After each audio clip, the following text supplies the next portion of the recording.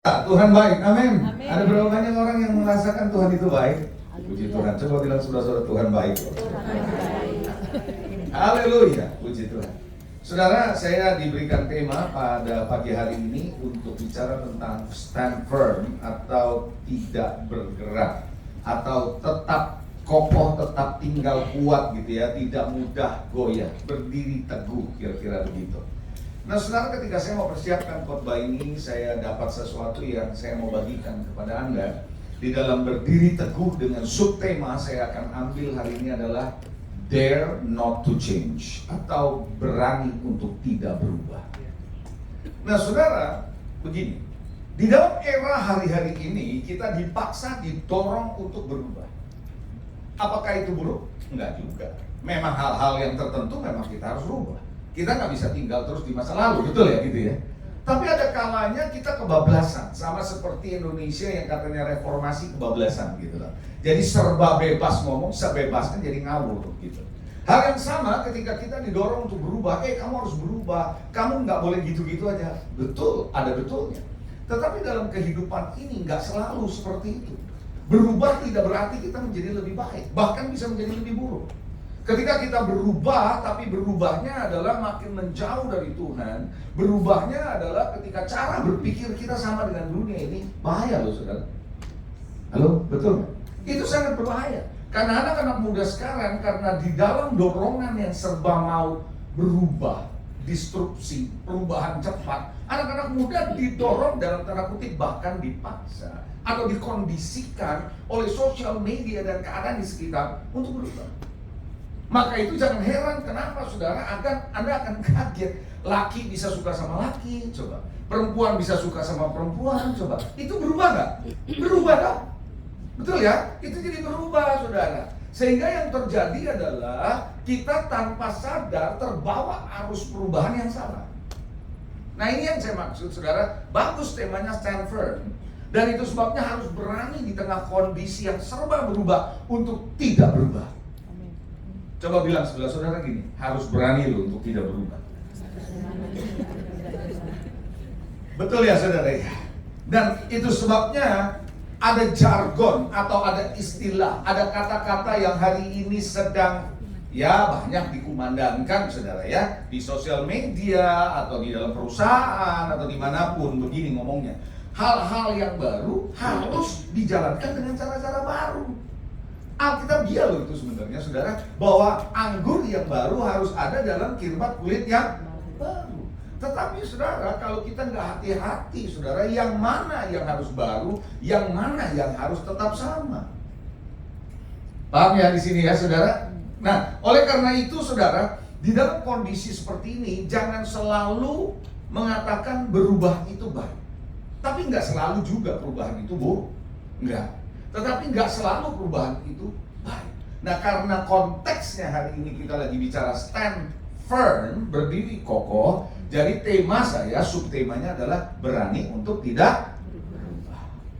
Nah saudara, ada satu slide yang saya mau coba sampaikan kepada saudara sebelum kita mulai masuk kepada beberapa ayat firman Tuhan. Ada kata-kata begini saudara. Orang percaya, saudara orang percaya? Ada orang percaya di sini? Orang percaya harus berani tidak berubah atau berdiri teguh di tengah gelombang perubahan besar dan dahsyat. Ada perubahan-perubahan yang dahsyat sehingga kalau kita nggak ikutin mereka, istilahnya sekarang FOMO, fear of missing out. Saudara, kalau saya nggak ngikutin gitu, ntar gua FOMO gitu loh. Orang-orang semua ngikut gitu, masa sih gua enggak? Padahal kita tahu itu sangat bahaya.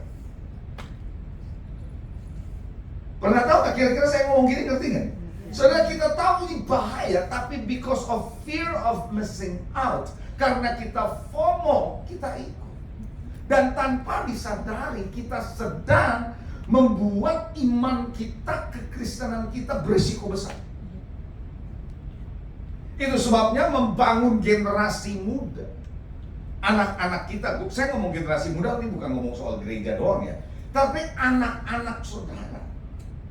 Itu saudara harus dibangun dengan sebuah nilai di mana dia berani untuk stand, untuk berdiri, untuk tidak mengikuti arus anak muda yang ada. Nggak semua perubahan di anak-anak muda mereka bisa ikuti, termasuk kita. Gitu loh saudara. Jadi tanpa disadari sekarang saudara, karena mau coba sama berubah, kita berubah yang sama. Coba bilang saudara-saudara ini, kalau berubah jangan yang sama. Jangan yang salah kalau berubah. Amin saudara. Nah saudara, itulah sebabnya kita dibawa untuk berubah, cara pikir kita berubah, informasi kita dan sebagainya. Tapi kita mesti baca satu ayat yang kita semua sudah tahu. Ibrani 13 ayat yang ke-8. Ibrani 13 yang ayat yang ke-8. Yesus Kristus tetap sama, baik kemarin maupun hari ini sampai selama. Apanya yang sama? Kasihnya sama. Apanya yang sama? Kuasanya sama. Apa yang sama? Karakternya sama. Apa yang sama? Janjinya sama. Apa yang sama? Pribadinya sama. Apa yang sama? Prinsipnya sama. Dunia boleh berubah, tapi dia tidak berubah. Betul ya saudara? Nah atas dasar itulah saudara, kita harus berani untuk mengikut Yesus, untuk tidak ngikutin perubahan yang salah. Amin. Saya sebagai gembala sidang, ya, saya memperhatikan gereja-gereja juga sedang mengalami perubahan. Dari perubahan yang baik sampai perubahan yang menurut saya berisiko besar. Sehingga yang terjadi adalah orang-orang yang ada di dalamnya akan ikut dalam perubahan yang dalam tanda kutip menurut saya berisiko besar.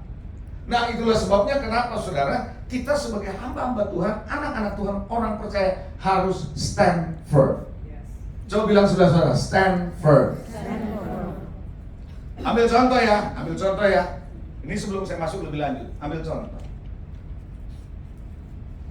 2 tahun yang lalu, Tuhan taruh di hati saya bahwa kegerakan terakhir akan terjadi menjelang kedatangan Tuhan yang kedua kali. Kegerakan kedua adalah kegerakan dari Holy Spirit yang akan terjadi besar-besaran sebelum kedatangan Tuhan yang kedua kali. Lalu waktu saya doa, saya dapat itu. Lalu Tuhan bicara sama saya seperti ini. Apa yang menjadi tantangan gereja di akhir zaman? Tahu nggak ibu-ibu? Apa yang menjadi tantangan gereja di akhir zaman? Saya lagi mikir, akhirnya Tuhan ingatkan saya. AI. Tahu AI? Artificial Intelligence atau kecerdasan buatan. Teknologi sekarang semua mengarah ke AI. Bahkan Elon Musk saja berkata yang berbahaya justru adalah AI. Saudara, saya melihat saudara real yang menjelaskan bagaimana AI ini bisa disalahgunakan dengan luar biasa.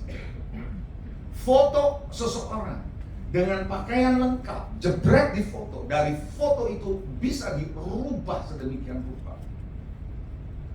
Dan itu berbahaya. Dan ternyata AI ini ternyata saudara bisa menggantikan pengkhotbah. Bisa menggantikan pengkhotbah. Kalau pengkhotbah yang biasa-biasa bisa kalah sama AI.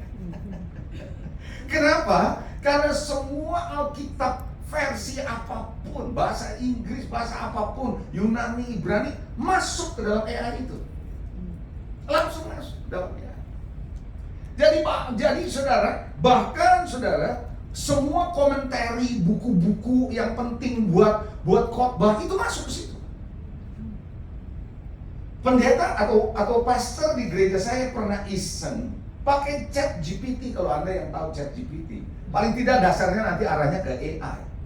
Dia cuma tulis, tolong buatkan saya khotbah tema ini dengan ilustrasinya seperti ini, tolong buatkan. Keluar tuh, keluar semua. Bahkan dibilangin dengan ada bahasa asli, bahasa Yunani, keluar semua. Dan saudara, pendeta nggak perlu pusing nyiapin bahan khotbah. Bahkan persiapan khotbahnya jauh lebih rinci, jauh lebih bagus daripada kalau kita sendiri yang beresin. Kita tinggal ngomong, kalau kita pintar ngomong, kita tinggal ngomong dari bahan itu. Tapi orang nggak pernah tahu kalau itu adalah AI.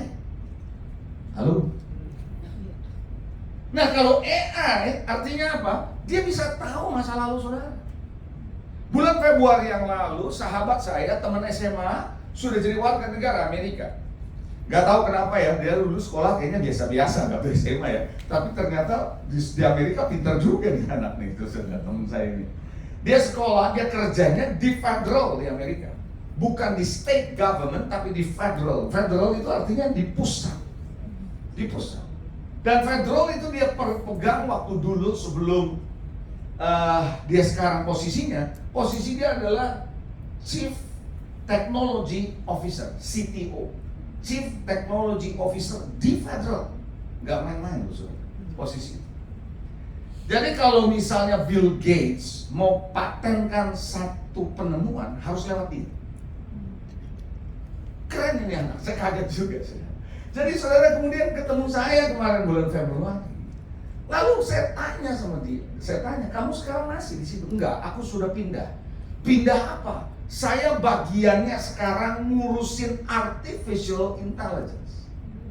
Wow, saya bilang kebetulan ke orangnya. Saya mau ajak ngomong sama kamu.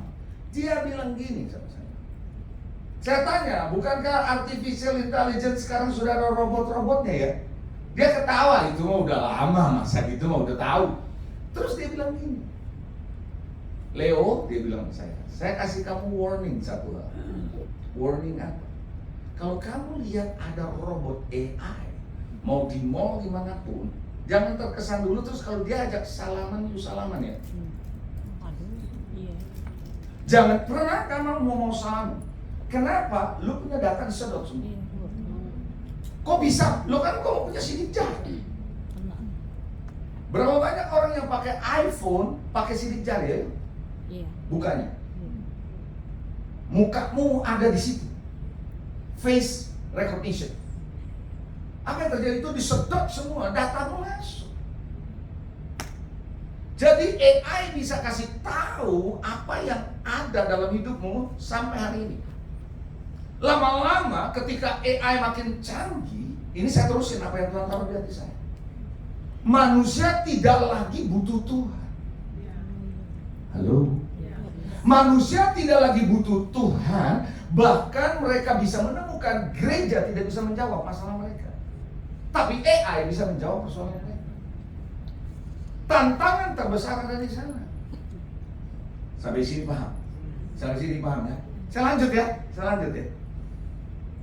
Lalu Tuhan ingatkan ke masa saya. Waktu saya tua. Tuhan bilang gini, apa yang menjadi jawaban gereja buat AI? Gereja harus mikir, kata Tuhan, untuk jawab AI itu apa? Kalau kamu nggak bisa jawab itu, kamu akan terlibas. Habis itu. Jemaat akan habis. Kenapa? Lebih percaya AI daripada pendeta nanti terhadap gereja. Karena AI bisa detail loh. Bahkan saudara kalau Anda perhatikan sekarang, kalau Anda sering-sering belanja di Tokped atau di Shopee atau di apapun, dia tuh tiba-tiba bisa keluar iklan-iklan yang cocok selera Anda, betul nggak? Ayo, dari mana mereka bisa tahu? Gila nih, gue punya hobi nih keluar semua di sini, betul ya saudara? Emang dari mana? AI. Dia bisa tahu Anda sering belanjanya apa, barang apa, bisa tahu. Kalau Anda di Tokped atau di Shopee suka nanya nih, sering riset, akan keluar loh kelihatannya Anda adalah orang yang suka riset. Bisa gitu loh. Bisa kayak gitu loh saudara. Nah kok bisa? Lalu Tuhan ingatkan sama saya, apa jawaban gereja? Mau tanya? Mau tahu jawabannya? Halo, mau tahu? Gereja telah kehilangan kuasa. Itu kata Tuhan. Kemana kuasa yang ada di gereja mula-mula? AI tidak pernah bisa tahu apa yang ada di hati seseorang. AI tidak bisa kasih tahu apa yang Tuhan sudah rencanakan di depan. Bagaimana Tuhan akan bergerak kalau mereka hanya melihat ke belakang, tapi mereka tidak tahu apa yang akan ke depan, apa yang Tuhan mau kerjakan dalam hidupnya. Itulah yang namanya prophetic. Kemana gereja, kata Tuhan, ketika orang sakit didoakan sembuh? AI tidak bisa bikin itu, tapi kuasa Tuhan bisa bikin itu.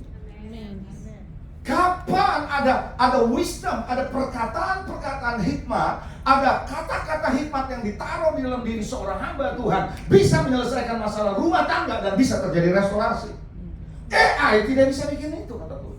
Wow, saya waktu dapat itu. Berarti church, gereja have to go back, harus kembali kepada kuasa Allah yang tidak bisa dilawan oleh AI. Sehingga orang akan tahu di sini ada Tuhan. Mereka akan bilang, ini kuasa Tuhan. AI tidak bisa bikin, tapi Tuhan yang bisa bikin. Itu sebabnya we have to stand firm untuk berkata, Jesus is everything. Kuasa Roh Kudus itu ada. Iya atau tidak?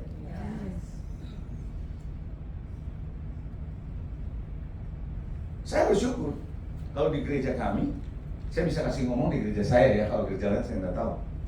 Anak-anak muda di gereja saya, ketika saya mulai bagikan ini mulai sadar. Beberapa tahun yang lalu mulai sadar. Dan bersyukur mereka sudah mulai masuk di ranah itu. Sebagian anak-anak muda yang dulunya nggak pernah ngerti apa itu profetik, nggak ngerti apa itu kesembuhan, mereka tumpang tangan terjadi kesembuhan. Mereka bisa ngomong di dalam, bisa berbicara in the spirit of God. Kemarin mereka baru melayani pelayanan di daerah pelayanan misi. Anak-anak muda kami sudah. Anak yang udah umur 16 tahun yang sudah, bahasa kasarnya tuh gereja jemaat lah, bukan gereja sih. Jemaat pada umumnya udah sumpahin dia mati. Kenapa? Suka nolongin motor. Karena ngobat, ngoplos minum, udah mau mati loh, nggak jadi mati sudah.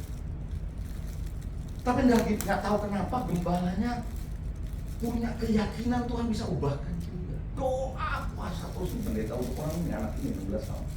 Tim kami datang, kita nggak pernah tahu. Tim kami datang.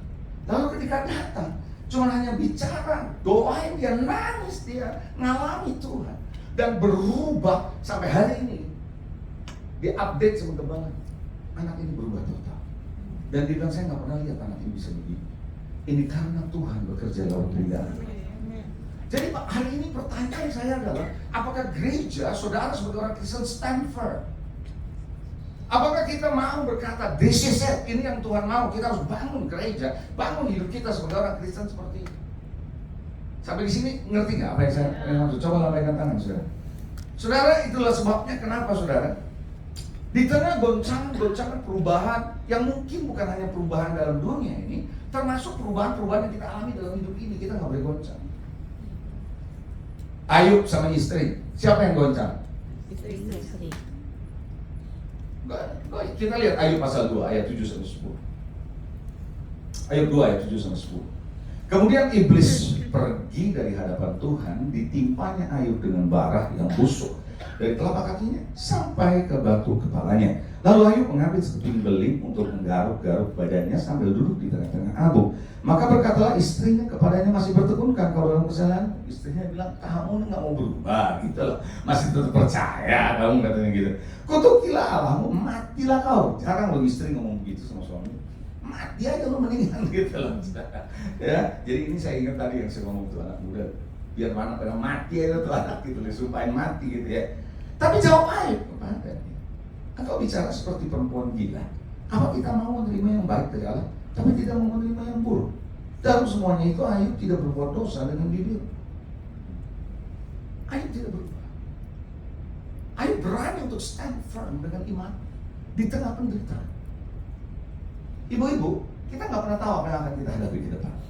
Betul? Berani nggak Anda tetap percaya sama Tuhan? Walaupun tidak ada dasar untuk percaya. Abraham usianya 99. Istri sudah menopause. Janji Tuhan tidak kunjung tiba. Tapi dia berani berdiri tegak untuk tetap percaya sama Tuhan. Yang pada akhirnya kandungan yang tidak mungkin bisa punya anak dibuka oleh Tuhan. Siapa yang bisa bikin? Tuhan. Yang setuju katakan amin. Amin. Itu sebabnya gereja, saudara harus percaya betul bahwa ada hal yang gak bisa berubah. Memang metode, cara-cara kita bisa berubah, tapi prinsip, nilai, kebenaran gak bisa dikompromikan. Coba bilang sebesar, paham kamu? Coba tanya. Bangga nih saudara, bangga ya saudara ya. Misalnya kita berubah dalam cara penyajian, pakaian gak harus lagi menyeramkan, pakai baju-baju yang menyeramkan, yang oke, itu kan berubah. Oke, hal seperti itu berubah silakan. Tapi ada prinsip, ada nilai, ada kebenaran, ada kekuatan kuasa Roh Kudus yang nggak bisa dirubah. Itu harus nyata, harus real. Amin. Nah, saudara, ada beberapa hal yang saya mau sampaikan kepada saudara. Sebelum saya lanjutkan, saya diingatkan satu cerita. Kisah ini tentang anak muda. Jarang loh anak muda yang berani berdiri tegak. Anak muda ini, 3 orang ini namanya Sadrak, Mesak, Abednego. Anak muda. Dia diperhadapkan dengan sebuah situasi yang sulit buat dia, yaitu challenge. Dia harus nyembah patung, atau kalau enggak masuk ke mana? Dapur perapian. Dan dapur perapian 7 kali dipanaskan. Pasti mati punya. Pilihannya cuma 2. Mau mati masuk ke situ atau nyembah patung. Bisa saja saudara orang berpikir ya nggak apa-apa lah, nanti saya minta ampun sama Tuhan, bisa aja begitu. Tapi anak ini berkata, kami sekali-kali tidak akan nyembah patung itu. Oke, sampai di situ kita pikir ini anak-anak mudanya berani ya. Tapi ada satu statement yang saya suka dari 3 anak ini. Mereka bilang gini, Allah yang kami sembah sanggup nolong kami. Sanggup kalau mau. Tapi seandainya tidak. Nah, kata seandainya tidak itu menarik. Katanya seandainya tidak, artinya dia memberi kesempatan Tuhan hak sepenuhnya kalau dia punya keputusan lain. Paham ya? Kalaupun Tuhan tidak tolong aku karena Tuhan punya pilihan yang lain, kami tetap gak akan nyembah patung itu. We stand firm. Kami tidak akan berubah. Hanya gara-gara saya menghindari dapur ini. Enggak, saya gak akan berubah. Saudara, tantangan pada hari-hari terakhir ini adalah iman kita bisa goyah. Keyakinan kita bisa goyah. Cara pikir kita bisa goyah. Karena kita dianggap lu aneh sendiri. Tuh kan gitu. Nggak ada yang kayak lu gitu loh. Ini kamu tuh terlalu apa ya, kolot gitu. Pernah dengar istilah itu ya? Pasti kamu tuh terlalu kolot deh gitu. Zaman sekarang udah nggak gitu. Lah saudara, ini bukan soal kolot atau tidak kolot, tapi kita bicara soal are we standing firm. Apakah kita tetap berdiri tegak di atas kebenaran, di atas nilai yang ada atau enggak? Amin. Sejauh ini oke, masih ikutin saya? Mari kita akan melihat, saya akan coba bagi saudara apa saja yang tidak boleh berubah. Ada hal yang memang bisa berubah. Sekali lagi saya katakan ada yang perlu berubah, ya. Tapi nggak semua perubahan baik. Itu aja prinsipnya. Sampai sini ikutin saya terus. Mari kita lihat yang pertama. Anda tidak boleh berubah. Yang pertama ini adalah fokus. Coba bilang fokus.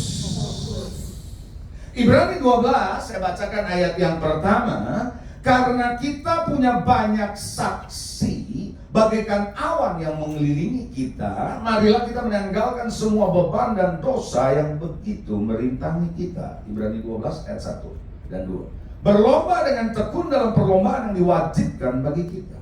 Marilah kita melakukannya dengan mata yang tertuju kepada siapa? Kepada Yesus. Mata yang tertuju kepada Yesus yang memimpin kita dalam iman dan membawa iman kita kepada kesempurnaan. Yang dengan mengabaikan kehinaan, tekun pikul salib, ganti sukacita yang disediakan bagi dia yang sekarang duduk di sebelah kanan tahta. Jadi saudara, ayat ini sedang berkata jangan pernah fokus kita bergeser dari Tuhan ke yang lain. Saudara, saya ini suka renang. Bukan suka karena memang hobi renang, bukan, karena mau menjaga kesehatan aja. Gitu. Kalau renang, fokusnya itu harus jelas di depan tuh yang mana kita lihat. Kalau nggak bisa miring kiri, bisa miring kanan loh. Itu yang namanya perlu scoring kalau berenang. Ngerti ya maksud saya? Tapi kalau kita lihat ke situ tuh renangnya bisa lurus tuh. Nah, hal yang sama. Perjalanan kita bisa geser, kita bisa bergeser dari Tuhan karena fokusnya sudah beralih. Istri Ayub fokusnya kepada penderitaan, bukan ke Tuhan. Itu yang membuat dia bergeser. Ngomongannya mulai berubah. Tapi Ayub tetap fokusnya ke Tuhan di tengah penderitaannya. Maka itu dia tetap berdiri teguh dengan imannya sama Tuhan. Anda harus tetap fokus pada tujuan hidup saudara dalam Tuhan. Hidup ini ngapain? Saya percaya saudara, setiap kita yang lahir di dunia ini pasti ada tujuan Tuhan dalam hidupnya. Betul? Nggak ada yang datang lahir kebetulan di bumi ini. Nggak ada. Pasti ada maksud Tuhan. Pasti ada rencana Tuhan. Nah, apakah kita tetap mau ada di dalam tujuan Tuhan dalam hidup kita? Apakah kita tetap pegang janji Tuhan? Apakah kita tetap percaya dan fokus kepada kebenaran Tuhan yang selama ini kita sudah dengar, yang selama ini kita sudah terima, yang selama ini kita percayai? Seringkali saudara, Petrus ketika dia berjalan di atas air, gelombang tidak menenggelamkan dia. Pernah baca dong cerita itu? Kenapa tidak menenggelamkan? Karena fokusnya itu. Tapi yang menarik dalam cerita yang sama, di dalam kisah yang sama, dalam perikop yang sama, saat fokusnya berubah dari Yesus ke gelombang, kan dia rasa gelombang, tenggelam nggak? Yang membuat kita bisa terpuruk hidup ini, mengikuti dunia ini, tenggelam oleh dunia ini karena fokus kita berubah. Fokus kita harus kepada Tuhan, bukan kepada jawabannya. Oh, come on. Ini penting nih, agak sedikit dalam, oke? Anda siap?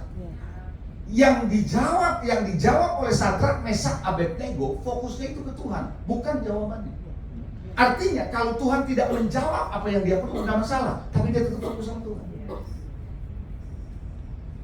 Artinya, Ayub tetap fokus kepada Tuhan, sekalipun kondisinya kayak gitu. Nah, fokus kepada Tuhan bukan fokus kepada masalah. Tahu nggak kenapa ada orang Kristen gampang kecewa sama Tuhan? Karena doanya nggak dijawab Tuhan. Karena apa yang masalahnya kok gini-gini ya, Tuhan tuh nggak jawab saya ya. Kecewa sama Tuhan, tinggalin Tuhan.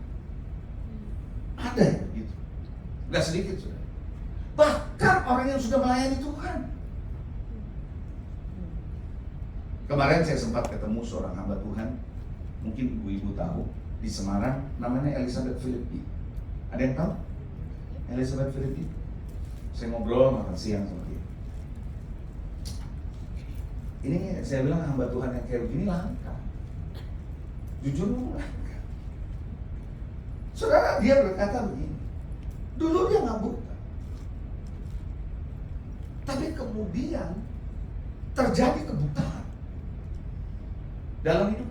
Seorang hamba Tuhan dia bilang gini, saya sudah melayani, saya sudah berikan hidup saya, kok butanya saya nggak sembuh. Dia pergi ke Jerman, profesor Jerman bilang udahlah terima aja kenyataan, kamu punya mata nggak bakal bisa sembuh. Sampai hari, tapi dia tetap on fire untuk Tuhan. Artinya apa? Di tengah kebutaan, fokusnya pada Tuhan. Di tengah persoalan tekanan hidup, saudara, fokusnya kemana? Amin. Coba bilang, fokus sama Tuhan. Fokus sama Tuhan. Fokus sama tugas, sama panggilan Tuhan dalam hidup kita. Fokus kepada apa yang menjadi tugas-tugas Tuhan dalam hidup kita. Perjalanan ini belum berakhir. Betul ya saudara ya? Masih panjang ya. Tapi fokus sama Tuhan. Percayalah kalau kita fokus sama Tuhan, apapun yang terjadi sama kita selama di dunia ini gak masalah. Karena hidup kita adalah tujuannya di kekekalan pada akhirnya nanti. Setuju gak gitu? Anda percaya? Habis kematian ada kehidupan? Kehidupannya lebih lama dari yang sekarang? So, fokus kepada yang itu. Hidup ini hanya sekedar kita harus maintain selama ini untuk melayani Tuhan. Itu adalah yang pertama, fokus ya. Yang kedua, iman dan pengharapan saudara tidak boleh bergeser. Anda harus stand firm soal iman dan pengharapan, jangan bergeser. Kolose 1 ayat yang ke-27, by the way saya berapa menit lagi? 15 menit, karena saya mesti lihat waktu. Iman dan pengharapan. Kolose 1 ayat 27, sebab itu kamu harus bertekun dalam iman. tetap teguh dan tidak bergoncang. Dan jangan mau digeser dari pengharapan Injil yang telah kamu dengar, yang telah dikabarkan di seluruh alam di bawah langit, dan yang aku ini Paulus telah menjadi pelayan. So dari ayat ini saya mendapat kesimpulan begini ngomongan Paulus. Iman orang bisa geser, pengharapan orang bisa geser. Iman bisa goncang, pengharapan bisa geser. Oleh karena apa? Oleh karena peristiwa yang dialami. Saudara, seorang yang dekat dengan Paulus namanya Demas. Saya nggak usah buka ayatnya. Demas ini asisten lah dalam tanda kurung, dalam tanda kutip, asistennya Paulus. Tapi Paulus bilang, Demas telah meninggalkan aku. Mungkin ya kita bilang ya, kalau ada Paulus hari ini, zaman dia hidup sekarang nih, kita kalau deket-deket sama Paulus, iman kita makin kuat kali. Gitu kita pikir, saudara. Kenyataannya Demas itu deket sama Paulus jadi asisten. Paulus bilang sekarang dia tinggalkan aku dan mencintai dunia. Dekat loh sama Paulus. Kenapa, saudara? Karena imannya geser, pengharapannya geser. Karena kita merasa dunia lebih cepat kasih kita jawaban. Halo, betul saudara? Mau stand firm? Tetap berdiri teguh? Oke, bilang sebelah saudara, tetap berdiri teguh. Oh iya, kenapa Tuhan bilang waktu dia datang kedua kali nanti, apakah dia dapat iman? Anda masih punya nggak pengharapan sama Tuhan? Anda masih punya nggak iman sama Tuhan di tengah-tengah situasi yang kayak gini? Masih nggak tetap percaya sama Tuhan? Andalan kita masih Tuhan nggak? Kita masih berserah penuh nggak sama Tuhan? Ini pertanyaan-pertanyaan yang harus dijawab. Dunia berubah. Dunia memang tidak pasti. Betul? Setuju? Kan ada statement yang saya suka ini. Tidak ada yang pasti dalam hidup ini. Cuma satu yang pasti, ketidakpastian. Tidak ada yang pasti dalam hidup ini. Yang ada yang pasti adalah ketidakpastian. Besok Anda menghadapi ketidakpastian. Makanya ada ayatnya bilang, jangan kamu khawatir akan hari esok, karena hari esok punya apa? Kesusahannya sendiri. Kesusahan sehari cukuplah. Jadi besok ada apa ibu-ibu? Hah? Enggak, saya mau tanya, besok ada apa ibu-ibu? Tidak pastian. Saya pernah nanya loh ke satu gereja ya, satu jemaat. Saya nanya nih, udah dibacain tuh ayat. Saya nanya, besok ada apa? Berkat. Kenapa? Karena orang mau dengar apa yang dia mau dengar, bukan apa yang harus dia dengar. Kita cuma mau tahu apa yang kita mau tahu, yang bukan seharusnya kita tahu. So artinya apa sih? Artinya memang hidup ini tidak pasti. Maka itu saudara, dibutuhkan iman dan pengharapan kepada satu pribadi yang tidak berubah dulu, sekarang, dan selama-lamanya.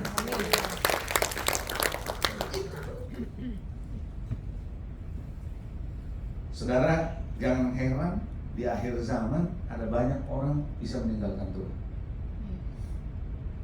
Kalau kita tidak bisa betul-betul stand firm, tidak berubah soal iman dan pengharapan kita. Yang ketiga, ketaatan. Ketaatan itu harga mati loh sama Tuhan. Ibrani 5 ayat 8-9 saya bacakan. Dan sekalipun Yesus atau ia adalah anak, ia telah belajar menjadi taat dan dari apa yang telah diteritanya. Dan sesudah ia mencapai kesempurnaannya, ia menjadi pokok keselamatan yang abadi bagi semua orang yang taat kepadanya. Saudara, ketaatan itu nggak selalu harus bisa dimengerti. Saya ulangi, ketaatan itu nggak selalu harus dimengerti. Kenapa? Kita seringkali baru mau taat kalau ngerti. Enggak harus gitu. Kadang-kadang kita nggak ngerti, tapi kita hanya taat aja. Kenapa? Karena Tuhan tidak menuntut saudara mengerti dulu, tapi yang Tuhan tuntut duluan adalah taat. Betul? Cerita yang namanya Abraham, dia bukan cuma iman, tapi dia taat.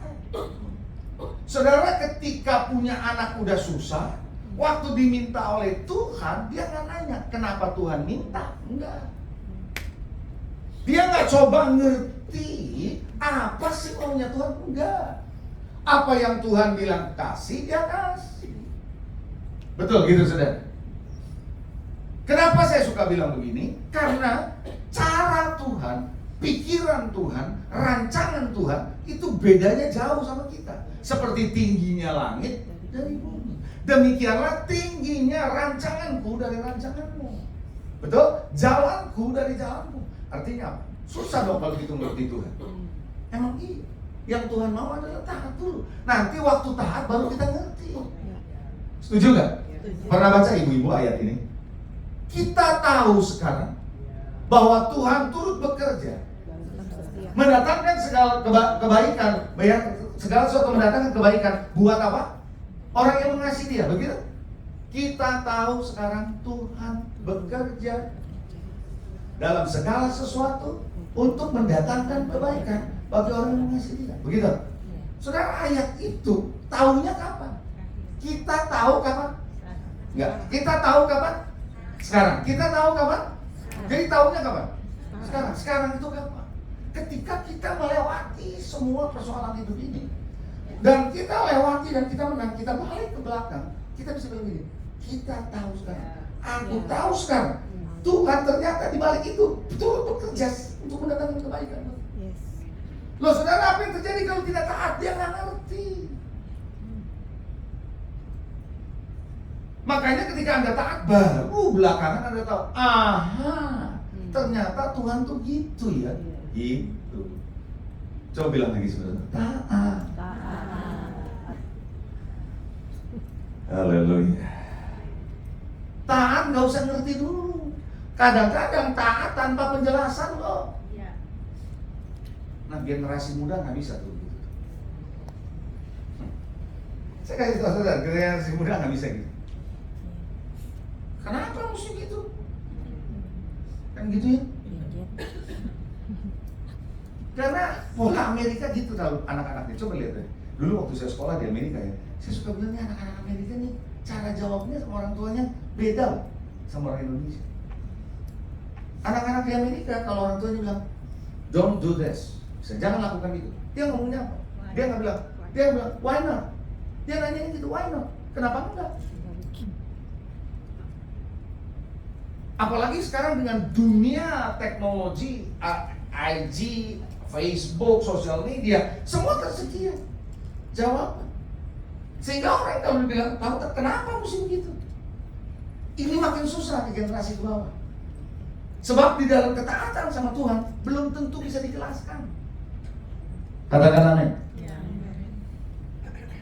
Seorang pendeta, anak satu-satunya laki-laki, dia lagi mengajar di rumahnya, ada Bible school, Bible study. Rumahnya diketok pintu. Ada 2 polisi Amerika kan gede-gede ya. Ketok pintu.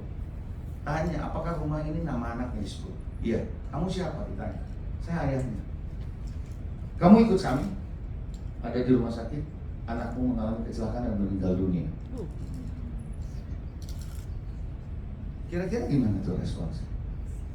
Saudara, itu yang lagi di kelas di rumah, terus diem, tiba-tiba diem semua dengar berita itu. Dia bilang, kamu udah dengar polisi bilang apa tadi?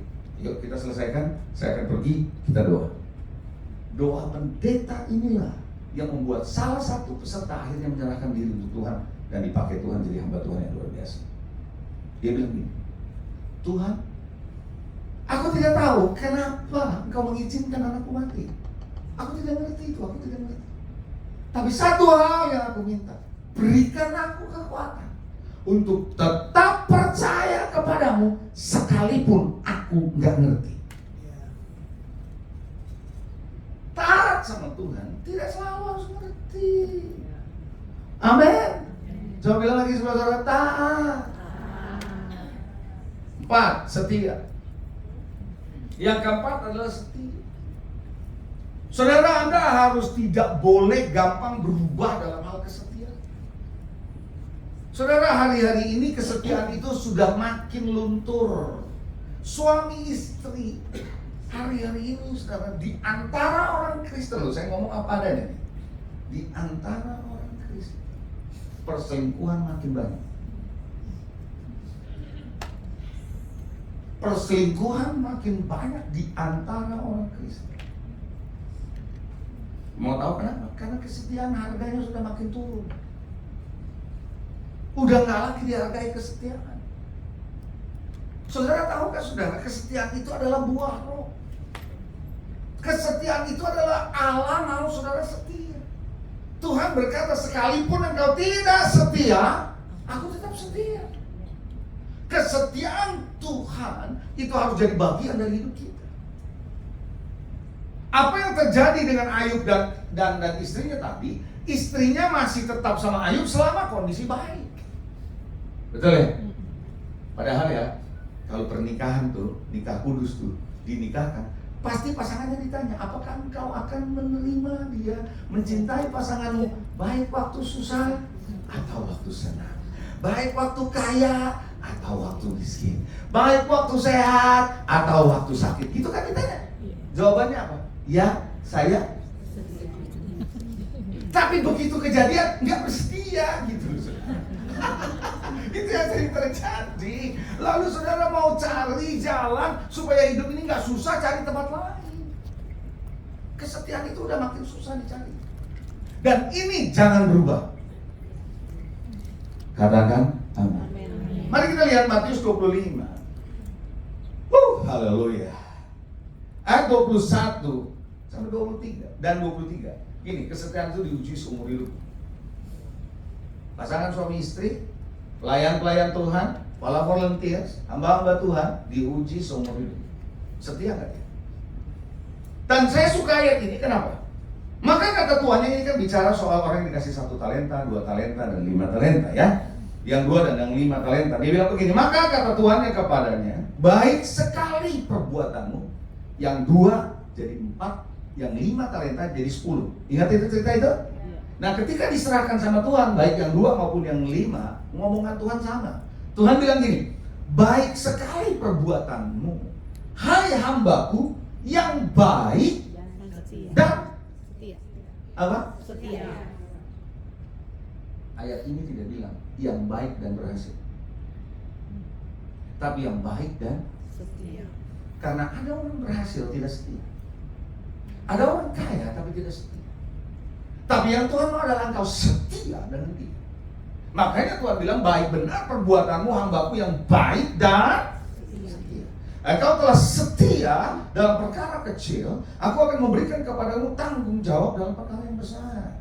Masuklah dan turutlah dalam kebahagiaan Tuhanmu. Bapak ayat 23, maka kata Tuhannya kepadanya, ini kepada yang 5 talenta, baik sekali perbuatanmu hai hambaku yang baik dan setia. Sama Tuhan ngomong 2 kali. Engkau telah setia memikul tanggung jawab dalam perkara yang kecil, aku akan memberikan kepadamu tanggung jawab yang dalam perkara yang besar. Masuklah dan turutlah dalam kebahagiaan. Kita setia nggak dengan tugas-tugas Tuhan? Kita setia nggak dengan pasangan kita? Kita setia nggak dengan urusan-urusan kecil? Kita masih setia nggak melayani orang-orang? Bahkan orang-orang yang kita rasa terbuang, bahkan orang-orang yang kita rasa dunia udah gak perlu, bahkan dunianya udah gak mau. Saya bilang sama anak muda saya angkat topi sama kamu. Ini anak yang 16 tahun, yang harusnya udah disumpahin mati. Dia bilang, pastor kami belum dia. Good. Lalu apa yang kamu tanya setelah dia nangis-nangis? Dia bilang begini, anak itu, sekarang saya tahu bapak saya siapa.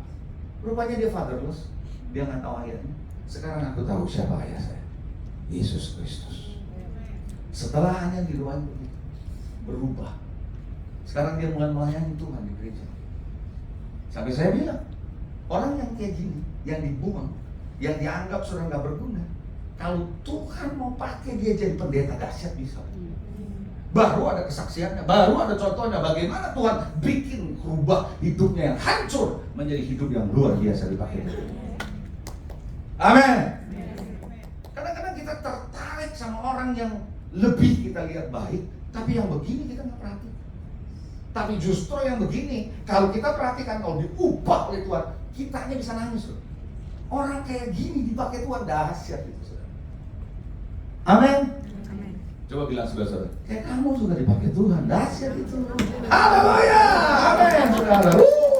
Praise the Lord. Ya. Maka saya suruh anak-anak muda saya, kamu pergi pelayanan misi, jangan cari kota gede, cari desa, supaya kamu belajar bagaimana Tuhan itu adalah Tuhan buat orang yang sederhana, bukan hanya orang perkotaan. Baru kamu ngerti Tuhan itu dahsyat. Amin. Yang kelima, sampai ke-6 saya selesai. Yang kelima, identitas diri jangan berubah. Laki tetap laki, perempuan tetap perempuan. Yang setuju sama saya katakan amin. Identitas diri jangan berubah. Anak Tuhan tetap anak Tuhan, bukan anak setan. Betul nggak saudara? Anak Tuhan tetap anak Tuhan. Orang pertama disebut Kristen tuh di mana? Di Antioquia. Kenapa mereka disebut Kristen? Ayo. Apa karena pakai kalung salib? Apa ngomongnya Tatar? Shalom, puji Tuhan, praise the Lord, gitu? Ya. Tapi hidup mereka mencerminkan Kristus dalam hidup mereka. Maka mereka bilang ini Kristus, Kristus kecil ada dalam hidup mereka, disebut Kristen. Kekristenan adalah sebuah identitas diri bahwa kita anak Tuhan. Ini masih segar, baru beberapa hari yang lalu. Saya bilang sama volunteers di gereja saya bilang, I salute you. Kenapa? Gini, kemarin kan libur panjang tuh. Kita ada acara Volunteers Day di Megamendung. Naik bus habis ibadah. Siapa yang tahu di Megamendung macetnya gila-gilaan, super. Itu berangkat sampai nyampe 8 sampai 12 jam. Macet, nggak bisa gerak karena jalan ditutup mau naik ke atas.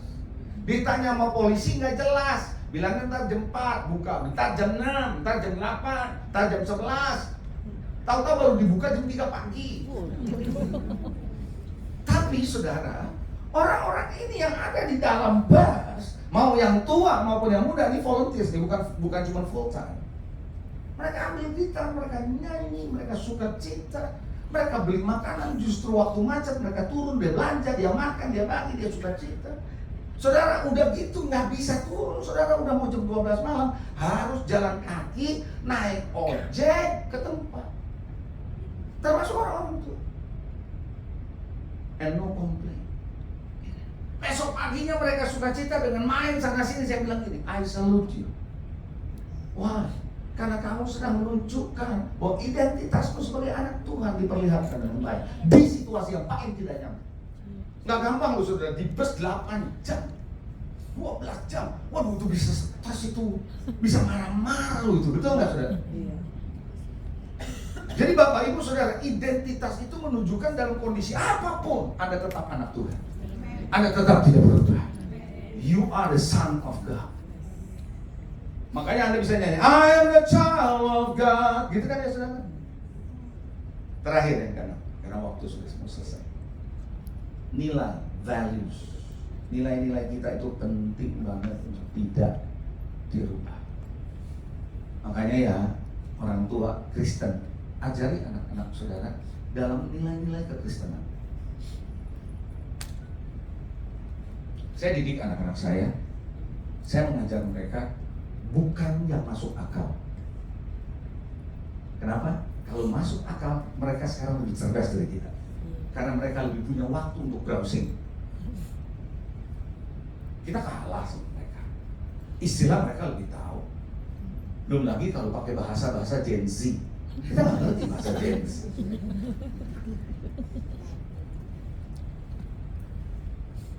Saya ngajarin mereka bukan hal yang masuk akal, tapi saya ngajarkan mereka yang biblikal. Saya akan kasih tahu, this is the word of God. Ini firman Tuhan bilang gitu. Bukan soal masuk akal. Kalau masuk akal, kita bisa kalah sama anak-anak zaman sekarang. Tapi kita harus balikan mereka back to the word of God yang tidak bisa diperdebatkan. Maka saya bersyukur anak-anak saya, 3 anak-anak saya bertumbuh di dalam takut akan Tuhan, di dalam melayani Tuhan. Saudara, values itu tidak boleh dianggap enteng, nilai-nilai. Saudara, berapa banyak orang tua kita dulu ngajarin kita nilai-nilai. Betul? Papa saya ngajar saya gini, kamu inget ya, di marga kita nih, kan setiap orang Chinese pasti punya marga. Di marga kita keturunan, nggak ada yang main perempuan, nggak ada yang mabok, nggak ada yang judi, nggak ada yang madat. Kalau dulu kan zamannya madat, kalau sekarang ngobat kan gitu ya. Jangan coba-coba kamu. Itu belum dalam Tuhan saya. Jangan coba, itu nilai itu masuk sampai hari ini. Cerita ayat terakhir soal values. Nanti kita tutup dalam doa. Yeremia 35 ayat 1-6 jarang dibaca sama orang-orang Kristen pada umumnya. Tapi saya rasa kita baca ayat ini bagus banget. Yeremia 35 ayat 1-6. Anda mesti baca ayat ini soal values. Firman yang datang dari Tuhan kepada Yeremia di zaman Yoyakim bin Yosia, Raja Yehuda, bunyinya begini. Pergilah kepada kaum orang Rehab. Jadi ada kelompok orang yang namanya kaum Rehab. Lalu firman Tuhan datang kepada nabi yang namanya Nabi Yeremia. Tuhan bilang gini sama Nabi Yeremia, Yeremia, kamu pergi ya ke rumah Rehab. Kira-kira gitu. Pergi kamu ke kaum orang Rehab, bicara dengan mereka, bawa mereka kemana?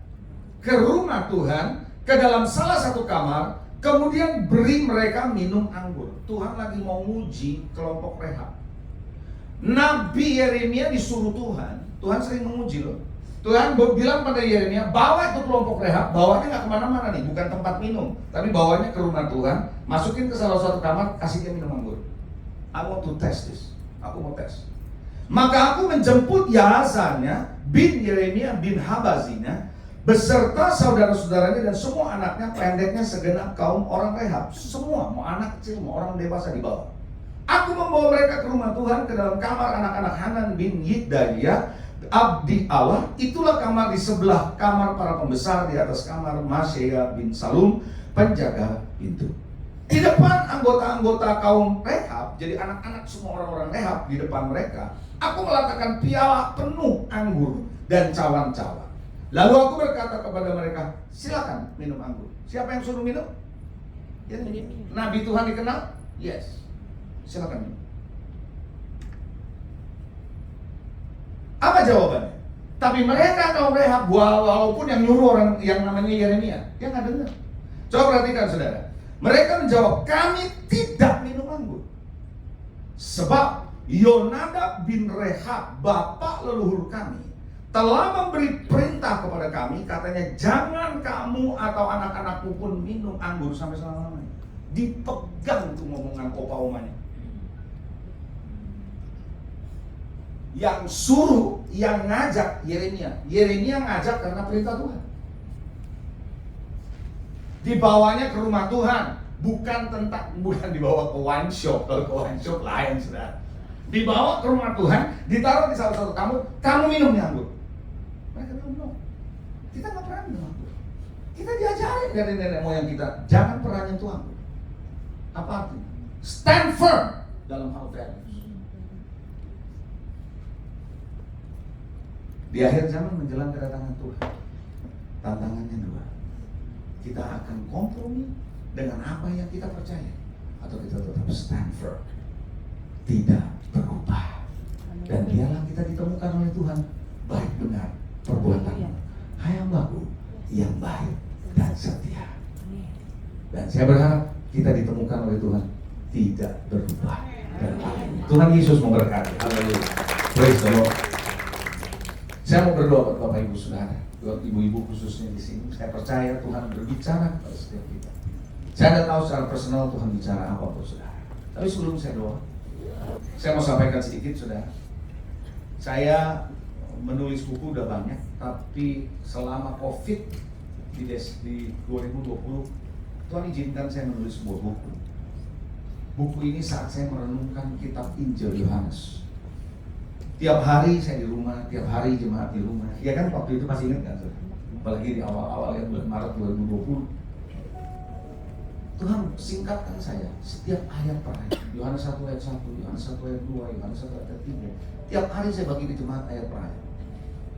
Dan itu bukan bersifat teologis, tapi bersifat praktis. Akhirnya selesai 21 pasal ayat per ayat. Tentu kalau 21 pasal ayat per ayat modelnya kayak apa ya? Saya bagi 7 volume. Satu volume 3 pasal. Sekarang sudah terbit 3 pasal sampai 9 volume. Ya, dan ada juga buku tentang keluarga yang saya tulis. Saya akan sediakan waktu sebentar di depan setelah selesai untuk tanda tangani buku. Bagi Anda yang memerlukan buku itu, di situ saya akan duduk sama-sama duduk untuk tanda tangan. Ya, di toko buku Anda bisa dapat bukunya. Cuman yang nggak dapat di sini adalah tanda tangannya, gitu kan? Oke, mari kita bangkit berdiri. Anak-anak